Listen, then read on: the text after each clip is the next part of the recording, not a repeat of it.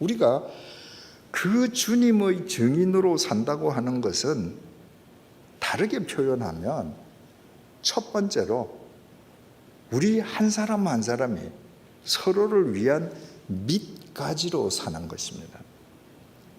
요한복음 15장에 포도나무 비유가 있습니다. 예수님께서 얘들아 내 아버지는 농부시야. 나는 포도나무야. 너희들은 가지야. 그 5절에서 요한복음 15장 5절에서 주님께서 이렇게 말씀하십니다. 나는 포도나무요 너희는 가지라. 그가 내 안에 내가 그 안에 거하면 사람이 열매를 많이 맺나니 나를 떠나서는 너희가 아무것도 할 수 없음이라. 포도나무가 있는데 가지가 그 포도나무에 붙어 있어야 열매를 맺지 않습니까? 만약에 가지가 떨어져 나가면 사람에게 길에 버리워져서 밟히다가 불살라지느니라. 아무 쓸모 없죠. 그런데 흔히 이 요한복음 15장의 포도나무 비유를 교회론으로 설명을 합니다. 교회가 이래야 된다는 거예요. 여러분, 포도나무를 포함해서 하나님께서 창조하신 모든 나무에는 공통점이 있습니다. 자, 여기에 어떤 나무든지 나무가 있습니다. 그 나무에 첫 번째 줄기가 나왔습니다. 첫 번째 줄기면 세월이 지나갈수록 제일 크고 강한 줄기가 되죠. 그죠?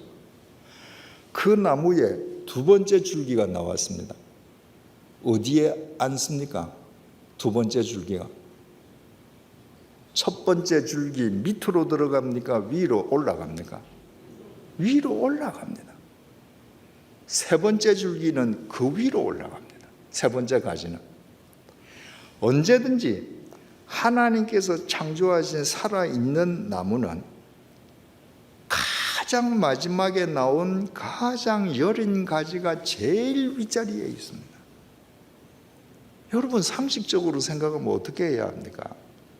나무 가지가 제일 처음 나온 강하고 큰 오래된 가지가 제일 위로 올라가서 그 다음 나오는 가지들, 자, 내 밑으로 쭉 내려와. 너희들 1번, 2번, 3번, 4번 내가 순서 정해줄게. 나무 가지가 큰 가지가 윗자리를 차지하고 늦게 나온 가지가 그 밑으로 들어가면 그 위에 있는 가지의 무게 때문에 나무는 꺾어집니다. 아무리 비바람이 몰아쳐도 나무가 든든하게 제 자리를 지키는 것은 크고 강한 가지들일수록 밑에서 든든하게 받쳐주기 때문에, 지탱해주기 때문입니다. 교회가 이렇게 되어야 된다는 거예요. 내가 오래된 교인인가? 내가 장로인가?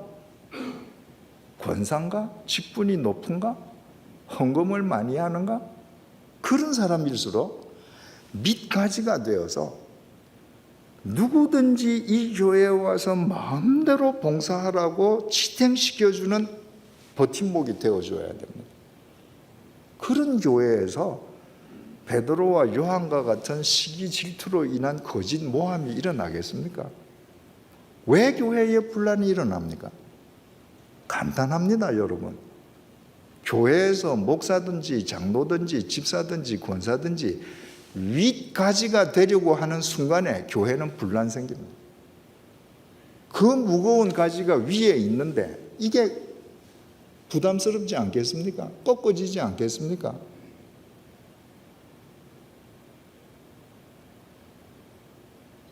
한국 교회의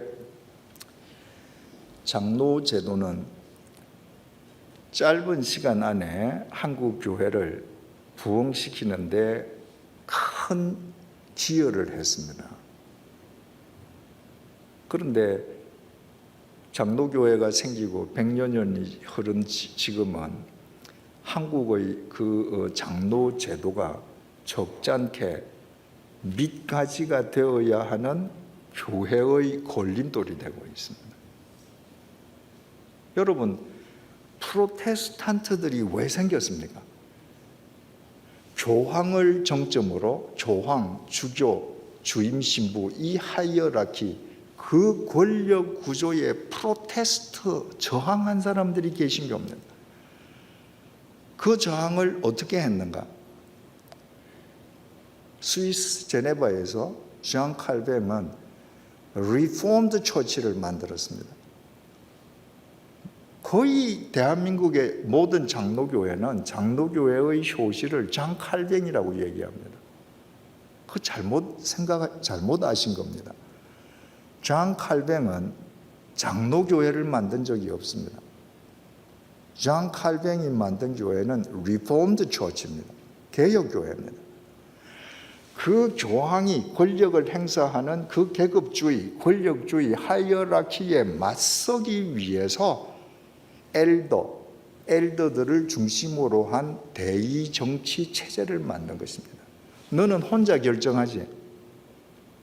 우리는 교인들의 뜻을 함께 다 적용하고 수용하는 대표들을 모아서 대의 정치를 해. 그것이 칼빈에게 있어서는 개혁이었습니다.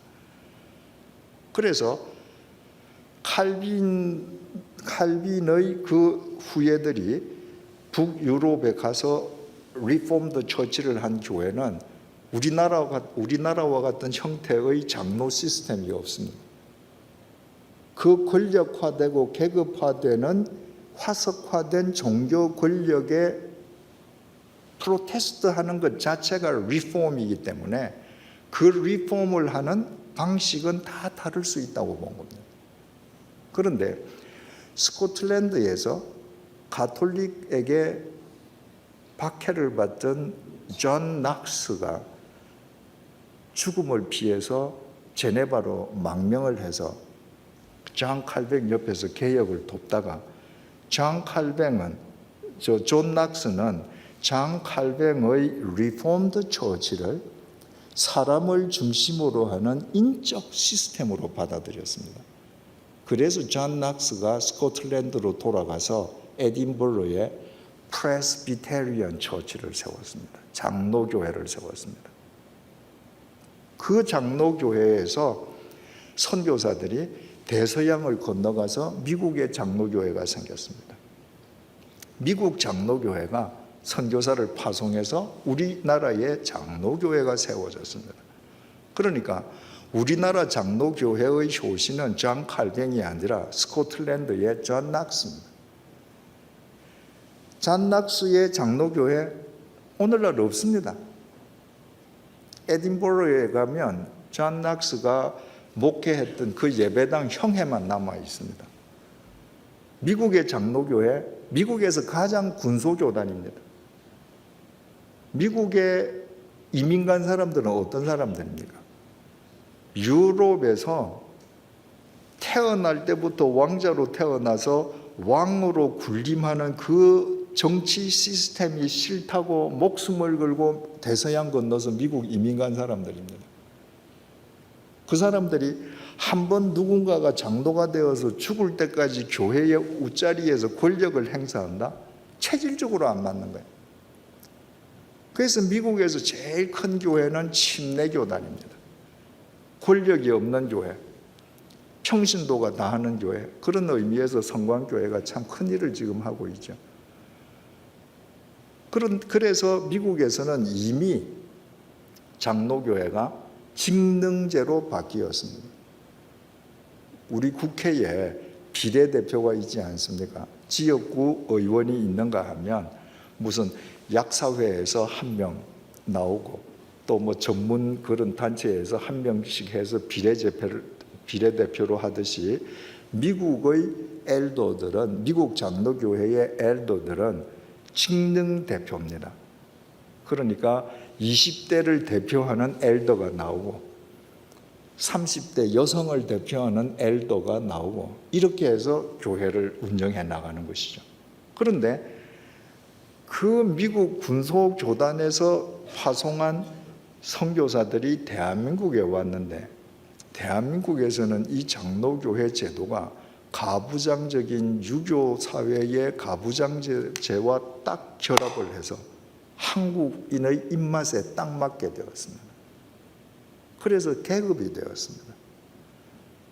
여러분, 다 여러분 아니라고 하면서 그렇게 생각하지 않습니까?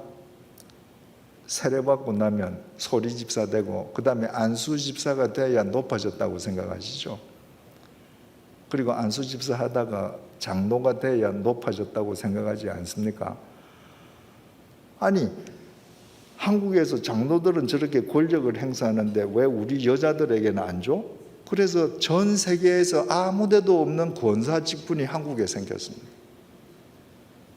이거 다 계급으로 보는 겁니다. 밑가지여야 할 교인들이 밑가지가 아니라 우리 전부 다 윗가지로 살겠다는 것입니다. 그러니까 장로교회가 끊임없이 분열해서 전부 다 윗가지 되겠다는 거니까. 그러니까 장로교단의 간판을 단 교단이 몇 개인지 아무도 모른다지만 대충 지금 현재 한 280개라고 그러지 않습니까? 교단이 280개 교단이 있다고 합니다. 오늘날 왜 교회가 세상으로부터 신뢰를 상실당했습니까? 저마다 윗자리를 차지하려고 하니까 그렇습니다. 세상의 가치 그대로 살려고 하니까 그렇습니다. 아닙니다. 우리는 밑가지가 되어야 합니다. 내가 이 교회에서 제일 오래되었다. 내가 창립 때부터 있었다. 내가 누구보다도 헌신을 많이 한다. 내가 다른 사람이 몰라서 그렇지 내가 이 교회 창립 이후로 내가 헌금을 제일 많이 해서 그런 사람들일수록 보이지 않는 밑가지가 되어야 합니다. 그 교회가 주님의 교회가 되고 그렇게 살아가는 우리 한 사람 한 사람들이 주님의 증인이 되는 것입니다.